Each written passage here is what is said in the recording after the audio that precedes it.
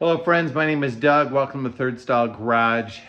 This is episode, I think, 35, and it is part 2 in the series of building custom subframe connectors for my 66 Mustang convertible. If you've watched part 1, you've seen me get close to this far in the work. If you haven't seen part 1, I encourage you to watch that one first. If you're curious to see how they're looking, there's a little sneak peek over my shoulder. I am really happy with the way they're turning out. Custom subframe connectors for a 66 Mustang convertible. I've got about $75 into the steel for this. I think they're gonna look really good. I think they'll be super strong, and they will look fairly stockish. So stay tuned. Watch how this job finishes out. You can do this one too. Just remember, the most important thing you need is a willingness to try. Have a great day. Thanks for tuning in. If you haven't, do me a favor, hit subscribe. If only to make me happy, that would be great. Thanks. You guys are awesome.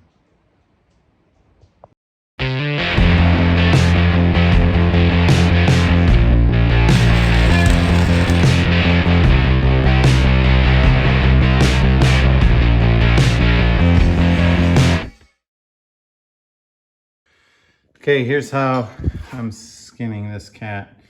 What I ended up doing was using my air chisel with a flat tip with a little notch in the middle, and I simply stuck it on this side, and it eventually just hammered its way all the way down and ended up slicing off the bottom and the top. And I think I will just hammer this down flat so it sits flat against the bottom of the floor pan, because I think it will be up and out of the way, and then all this will be welded up. This is a great time for me as well to look inside the front frame rail, see the condition of things. There was a lot of grit in there from getting it sandblasted by the previous owner. So I will blow all of that out to any access points I can.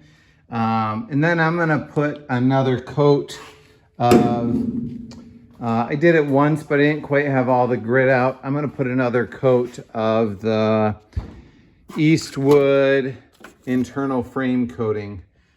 Basically, you hook up this wand, stick it inside the frame, and spray it. I've got a previous episode about that, and I'll put another coat inside here, and then I'm also gonna coat this while I've got access to it through these holes and through the bottom here before I weld it all back up again. So I've welded on an 1/8" plate on the top here, and on the bottom, just tacked them in place on each of the sides to hold it. I did put a C-clamp on it, and I'm really glad that I did, because if I had just tack welded on these two sides, as the weld cooled, this might have pulled away, thus increasing the thickness of this. And I'm having struggle getting this thing to go in. It's really snug. I actually had to kind of reach up through and pound this wall up and pound this wall down, because the U-channel had collapsed a little bit. And you know, the key is to test fit, test fit, test fit, test fit until everything is perfect before you weld things in. And it's getting closer. You can see I had to keep relieving my gaps up here to get it to this point. I've got a really large gap on the bottom that I'm just gonna have to jump that and build it up and weld across it. But we're making progress. Again, I can't iterate enough. Keep test fitting it. I've had this thing in and out, I think 6 times already. Let me show you my next battle. So once this is in and flush and welded up, I think that's gonna look really sharp, and to a certain extent, it's almost gonna have a bit of a stock look to it. The next challenge is I wanna get this tucked up as closely as I can. Right now, there's probably fingers width gap in there. So I may open up this bend a little bit and maybe tighten this bend a little bit further and then get it to match up there. I don't know if you can see what my next problem is that this is pretty square to the car, but the rear frame rail is not. I've got about 3/4 of an inch here down to pretty much flush on that side. So again, I'm super glad I didn't weld this up. What I'm hoping to do is if I open up this joint here, this will cant down, and then this will then match here, and if I open up this, it will kick it back out.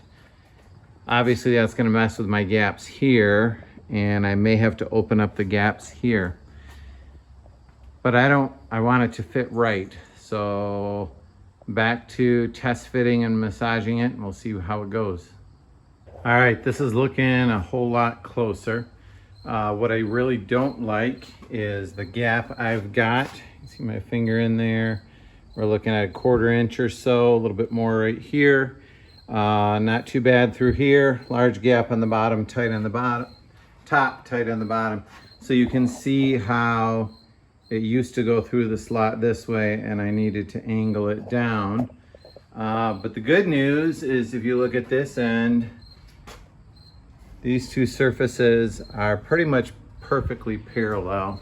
And nice and tight along here across the floor pan to the seat pan brace. So really liking how that came out. You just got to be patient for a project like this. This is not a good day for I'm gonna get out to the shop and crank it out and get it done, but a day when I'm willing to take this in and out 10 times and shave a little bit more off here and recut this weld and bend there.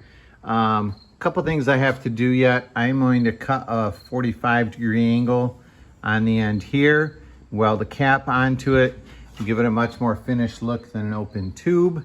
I need to weld on the mounting plates here where it will weld to the rear subframe. We'll also weld on top and on the bottom and along here.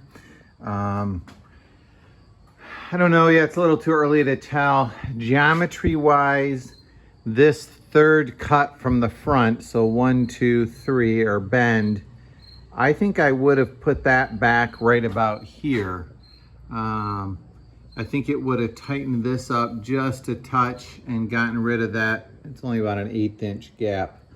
On the other hand, if that rear floor pan flexes a little bit, I don't want it to make any noise going down the road. All right, so I'm pulling it back out again. Weld this in permanently, grind it smooth, cut the 45 on here, and weld on the plates for down here, and then probably a final test fit. Then I'll pull it back out, and I'm going to paint underneath this, vacuum all the crud out of this, blow it out with the air gun, spray it with the internal frame coating, spray as much of the inside of this as I can, and then install it.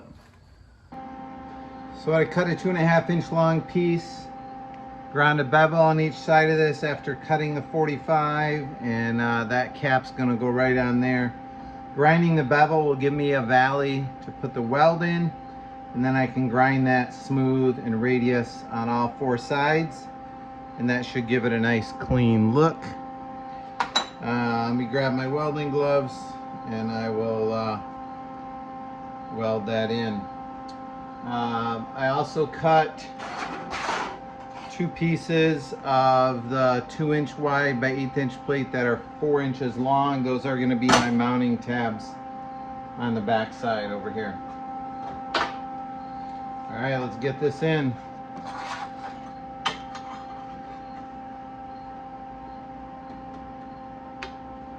Just kind of centering it side to side, top to bottom.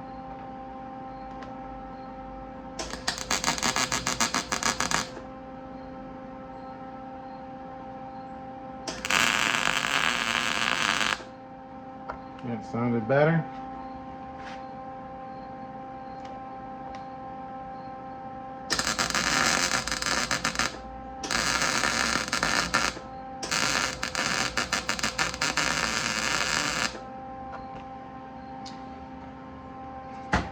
So, wondered why I was having a hard time seeing.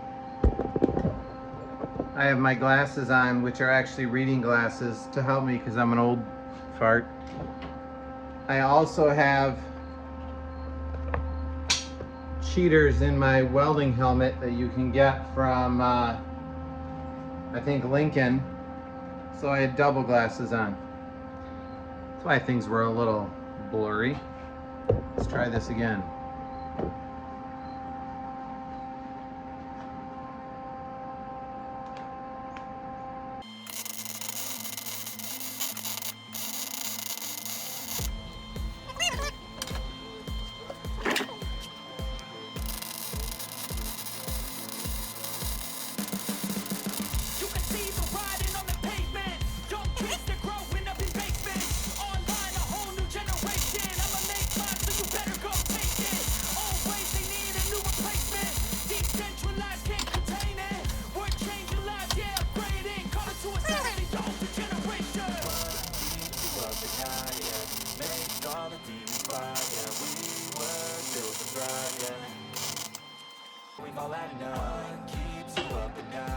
All right, time to clean it up.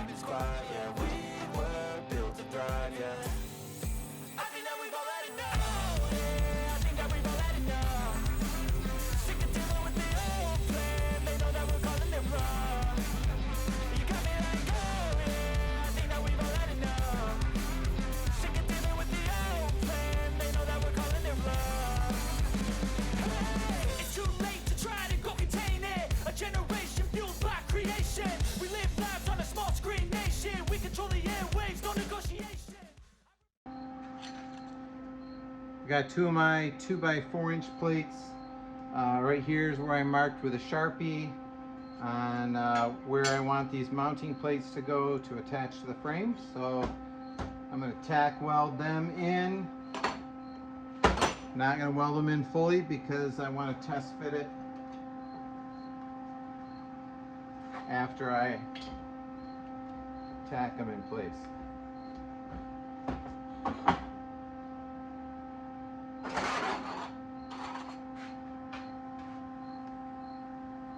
There we go.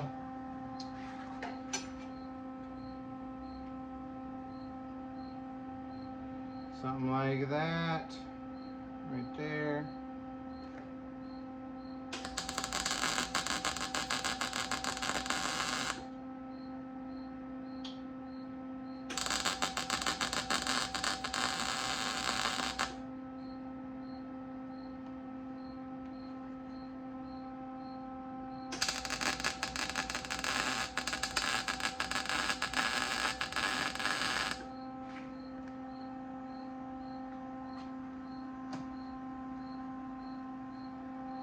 Like I'm not getting very good penetration on my tack welds, which is a little opposite, but I turn my welder up one setting and increase the wire feed a touch.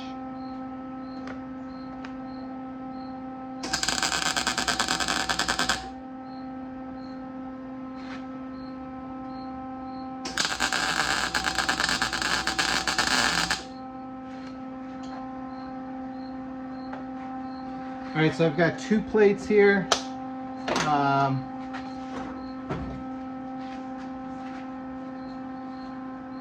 I'll weld these up all the way around all three sides and on the back. This also gives me 6 inches of edge to weld onto the frame, as well as a bead along the back here as well. So that should solidly attach the subframe to the rear frame.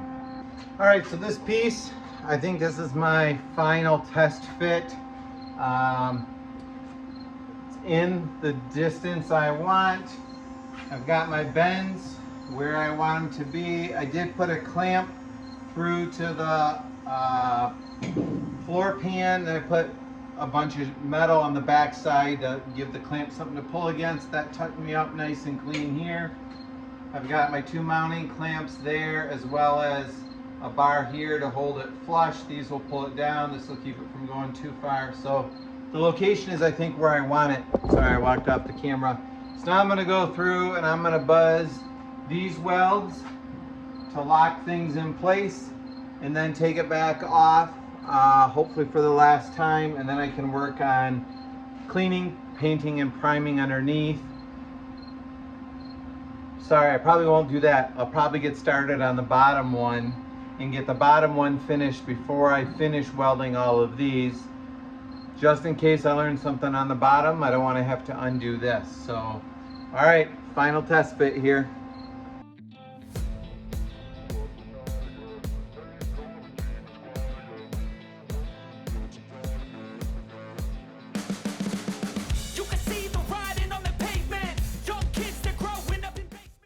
If you guys have been following along in my channel long enough, you've seen some pretty bad welds.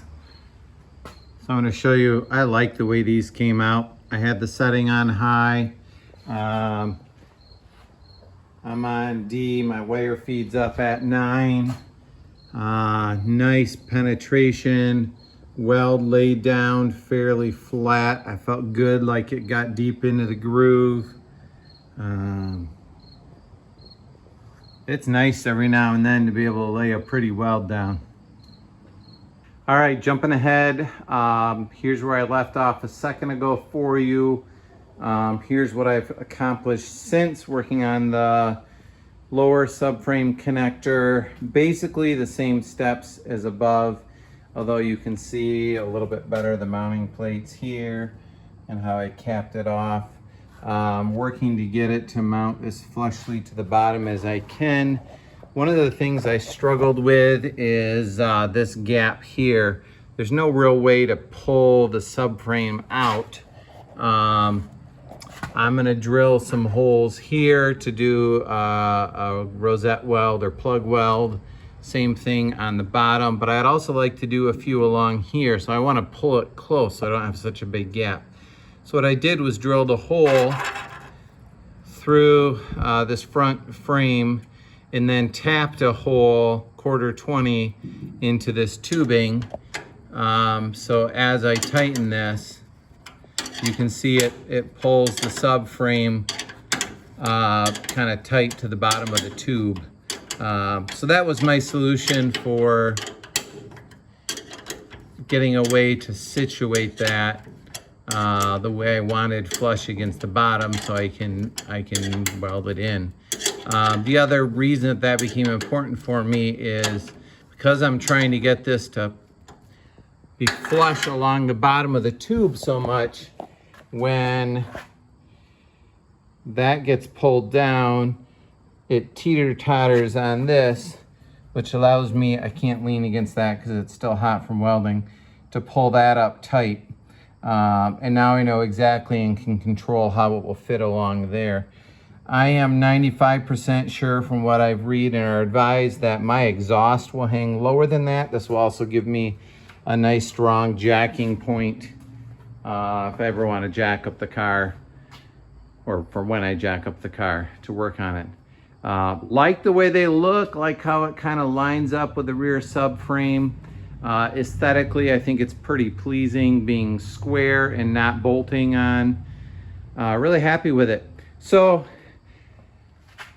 next it's got to come back off, and then I will drill the holes that I need for plug welding. You can see the pattern that I'm thinking of. And then also I'm going to vacuum all the crud out, paint the underside of this before I install it finally and weld it in. All right, subframes are back out. I've got it all blown out, vacuumed out. Dust is out of here. I am using Eastwood internal frame coating, black finish, 15275Z. So comes with about a 2-foot long tube. Stick it in there, pull the trigger, and it sprays. I don't know if you can see. I did another video on this earlier, but there are 4 tips in the end of this nozzle. Actually 5, a center one and 4 around the edges. So kind of sprays in all directions, and stuff's gonna be on my arm for the rest of the week. It's really hard to get off. So Sticking it inside as far as I can.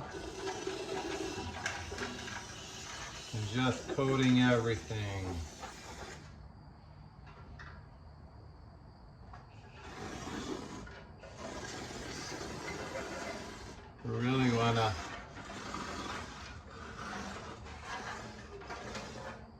Really want to get the other side of this, which is where water will collect, water that might not come out those holes.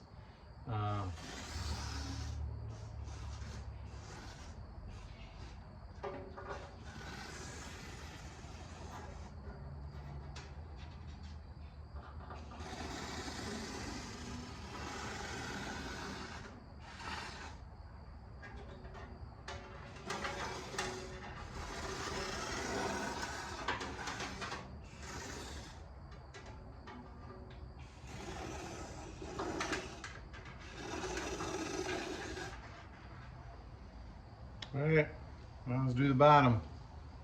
You don't need to watch that twice.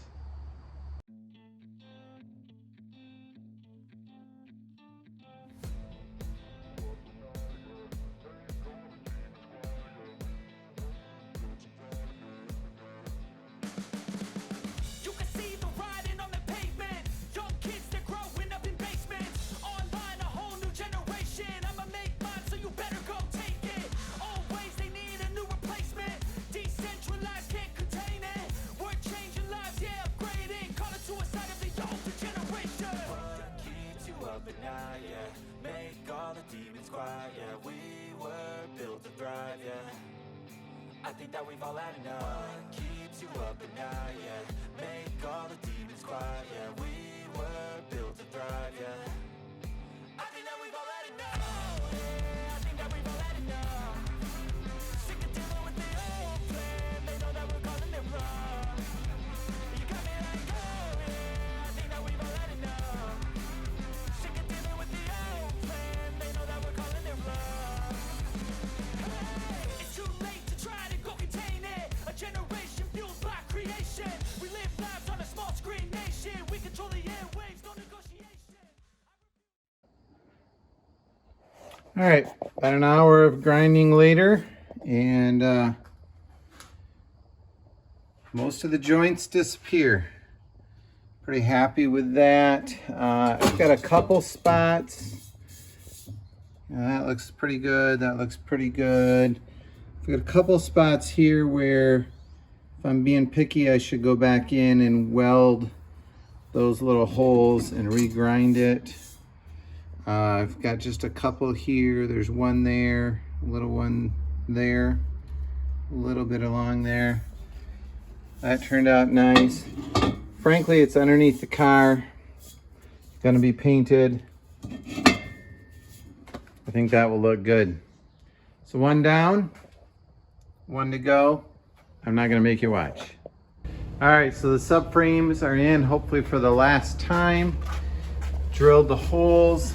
What I'm doing now is sandblasting, just real quickly, the paint on the subframe. See, you can see these I haven't sandblasted yet, just to get rid of that paint. So when I plug weld this, it'll be welded to good clear metal.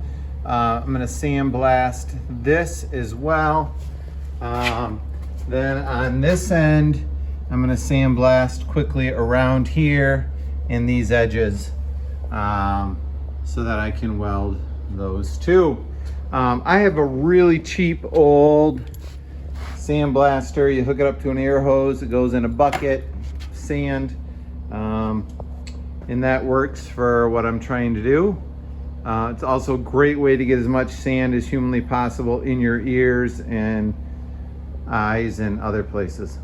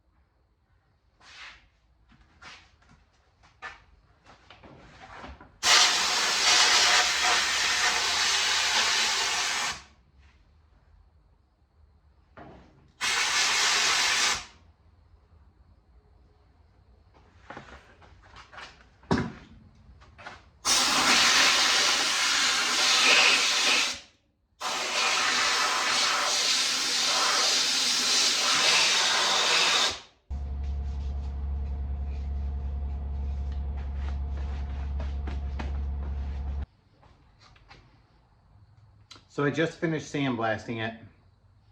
Then I ran in and changed clothes and going out for dinner. But they're in getting ready, so I got a second. The subframes are in, they're not mounted, and what I'm gonna do next is roll the car back down. Why am I doing that? I want the car to sit the way it's gonna sit, the way I want it to stay when I weld the subframe connectors in. If you buy subframe connectors ready-made from a supplier, they will tell you put them in after the car's all done, the engine, suspension's in, doors are in, gaps are the way you want it to lock the car in the way that it is. I've also called them and said, well, what if you're down to just the shell and it's up on a rotisserie? They're like, then there's not enough weight in the car to make a difference. Just weld them in then, and you'll have to build the car from there on out. I'm not sure whether I need to roll this down or not. I cannot imagine that if this is the car sitting up on its side like this, there's any way for this thing to sag in the middle for this part to actually drop, where if the car was sagged this way and I welded in the subframe connectors, that it would be kind of locking in that sag. On the other hand, if I roll the car down the way it sits on the ground, the car could sag and banana a little bit that way, and I don't want to weld that curve in either. Frankly, this shell of this car is so stinking stiff. I don't think there's any flex to it whatsoever, and frankly, I don't think it matters whether I weld the subframe on this way or whether I roll the car down flat and then weld it in that way. So I've been going back and forth for weeks in my head as to what's the right way to do this. I don't think it matters. So what am I going to do and why? I'm going to roll it down. It's not much more effort. And I'm going to roll it down, and I'm going to put my floor jack underneath it just to lightly lift up. So if there is any sag, I'll lift that out of it. Then I'll weld it in place, at least tack weld it fairly strong in place. So if anything, I may even be putting a little bit of a microscopic thousandths of an inch arch into the car, which will counteract the sagging of the car. I don't think that will happen. I'm gonna lightly put a little floor jack pressure underneath it, tack weld them in, then I'm gonna roll the car back up and weld it in the rest of the way. That's next. Go slow, don't pull. Oh, okay. I have very little weight on my hands yet. I think that will change We're getting more.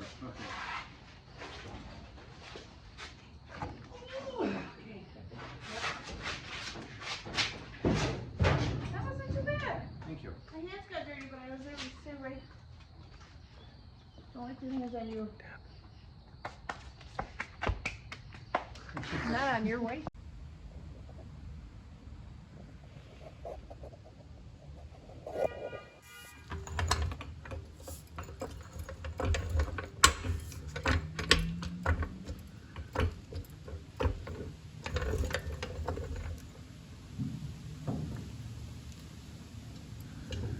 Just snug. There we go. I welded both ends in, a little bit on each side, took the jack out, rolled her back up. They are in their final position. See, I welded all the way up and around the end, and along the bottom. Same thing on the top, which would be the passenger side.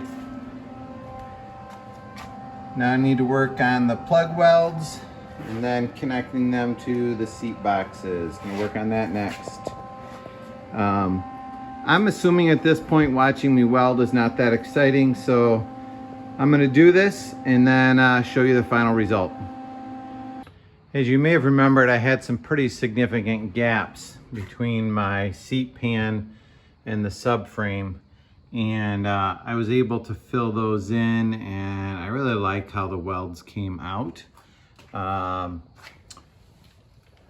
know, not perfect, but fairly happy with them. So what I ended up doing was laying a bead of weld down on my 2x2 tubing fairly solidly, and then making a second pass where I go over top of that and connect it to the seat pan, which gives me a result that looks like that. That's not my prettiest one, but kind of looks like that. So that's what I'm doing. I gotta finish this bit yet. Connect right here, and then a little sanding, and subframes are in. All right, here's this weld after I put the second pass through, and I feel good about that. Last step, I think, is to smooth out and hide my plug welds. I ground down 3 here. I'm gonna work on all these next. Subframe connectors are done, and I feel pretty good about it. I like this. I'm glad that I did it. Got 75 bucks in the material, 2x2 tubing. It is well connected to the rear subframe. I like that profile. Reminds me a little bit of one of those wheelie bar kits. Always had an angle on the back or something. I like how it ties the rear floor pans in. I'm gonna have to figure out, there's a mounting screw there, there's another one there. I'm gonna have to drill that and tap it. That weld wasn't the prettiest. I love how it ties into the pan below the seat, tucks into the front frame rail with a really nice low profile. I've got 4, 8, 12 really large rosette welds. Actually an extra one there. That will all disappear once it's painted.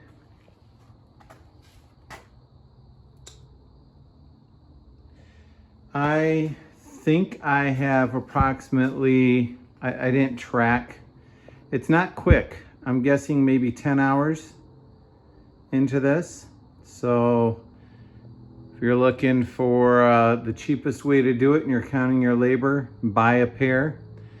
I think what I've got is as strong as anything out there on the market or stronger, and I really like the way that it looks.